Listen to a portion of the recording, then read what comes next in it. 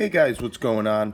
I just wanted to show you some stuff really quick before you started today's lessons. The main things right now is that I want you to see these different types of graphs that you're going to be looking at uh, today and potentially in the future. So basically, this one right here, okay, we've got these are all distance time graphs. This shows an object not moving. So if you see here, the position or distance of the object is not changing as time ticks, recognizing that we have time ticking 0, 1, 2, 3, 4, 5, 6, 7, 8, 9, 10 seconds, and the object is not changing its position at all. So not moving would look like that. Then right here, we've got a positive constant velocity. So as we look at the graph here, we notice that this is a constant motion. It's not changing. So a good way of thinking of this is the object is moving from left to right, starting here, moving up to this position in a certain amount of time.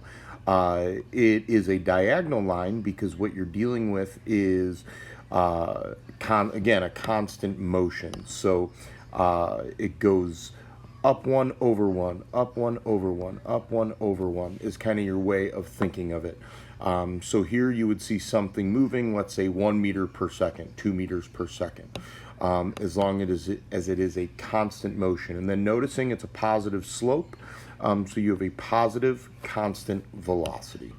So then over here, we've got an object, and actually I'll show you the negative constant velocity right here on this graph. So this is basically showing us that the object starts on the right side and it is moving to the left side. So where this one was starting on the left and moving to the right, this one is starting on the right, moving to the left. You could think of it like the lab we did the other day, where this would be the person starting 30 meters away and then moving towards me.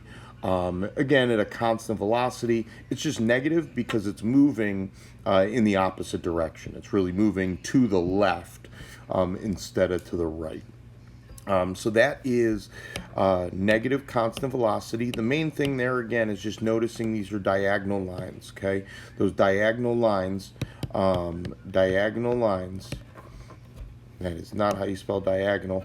Those diagonal lines, okay, are going to show you a constant velocity. Okay, I'm going to go ahead and erase that, but hopefully you get the idea of what I mean there. So now let's look at accelerations, changing motions. This is really the last two parts we did on our graph the other day, walk to run and run to walk. So if the object is moving from the left to the right, we're going to see a constant positive, or not positive, we're going to see a changing speed. We're going to see it speeding up. So it starts out slow. The slope of this line tells us the speed. So as the slope starts out low and then changes, we're seeing it speed up. Okay, that's SP up. And then the fact that the slope here is positive, okay, positive slope tells us that it is a positive acceleration. It is a change in velocity moving from left to right, moving to the right. Okay, and then as we look at the opposing version of that, again, if we were starting at the 30 meter point and moving to the 0 meter point, we would have a negative speeding up. So notice here it starts slow, really similar to the not moving graph. Okay, it starts basically not moving or moving really slowly, and then it starts to speed up in the negative direction. And then again, here you see a negative slope. Negative slope means that it is moving to the left or downwards. Okay, so that's just stuff worth taking into account there. And then as we go ahead and look At these last couple, we're going to deal with objects that are slowing down. So notice how at the end of this graph, it kind of looks like that one here and here. Okay, these both are moving towards not moving. So as we deal with that, when we look at slowing down, it's going to start out with a really steep slope. Okay, like it's moving really, really fast, and then it is going to slow to a stop. Okay, but then again, we see that the slope itself is positive.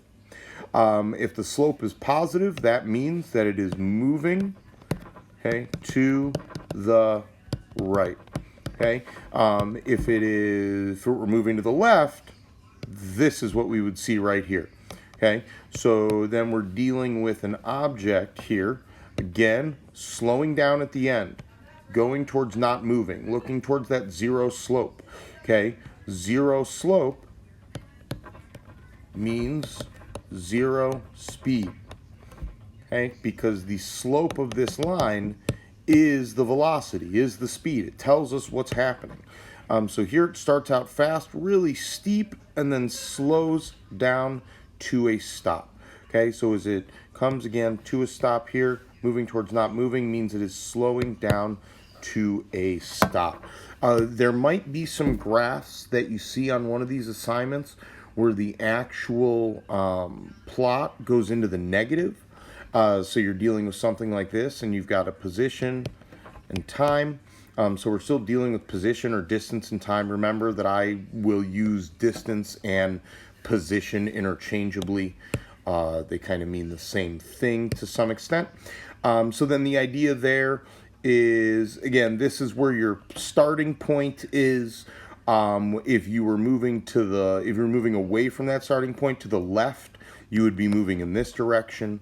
If you were moving away from that starting point to the right, you would be moving in that direction. And again, we're seeing here an object starting 30 meters away, speeding up. Let's say this is your house where you live. So this would be you like speeding up to your house. And then if you kept running, okay, that would be speeding up. You drive past your house and keep going. Okay, so those are some graphs that I wanted to show you before you get started here today. I'm going to share with you another video here in a minute that will explain the first simulation you're doing, which I think is practice 14 is our first simulation. So I'll share that video with you here in a second, and then you'll watch both, and hopefully you'll be pretty prepared for the rest of the class. So thanks so much. Remember, I'm not there again Monday. You'll have a different assignment on Monday. It'll be a gizmo, and anything you don't finish today will kind of pause until we all kind of regroup after PSAT testing. All right. Again, have a great day, but I'll talk to you here in a few minutes.